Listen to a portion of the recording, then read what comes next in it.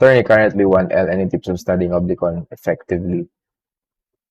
Well, this is a tough subject. I cannot lie. Oblicon is a killer subject. Even I had a hard time. Everyone, I think, had a hard time understanding obligations and contracts. But one thing I can guarantee is to make it easier is to really focus on the caudal. Focus on the caudal. Stay loyal to the caudal. So if there are any if you're having a hard time answering a question, stick to what the caudal says. No? Anong sabi ng Article 1156, 1191.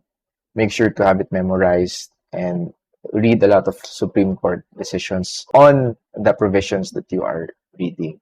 Okay, make sure alam mo yung nuances if there's anyway, in Oblicon cases kasi medyo konti lang yung development niyan, no? Pare-pareho lang naman yung mga kaso. So you have fewer caseload unlike in constitutional law. Diyan sa obligations and contracts medyo manageable talaga. So you are able to take in every single case that you read. So make sure to devote a lot of time reading into the cases because that will help you understand the provisions better. So right now kasi mas maswerte kayo.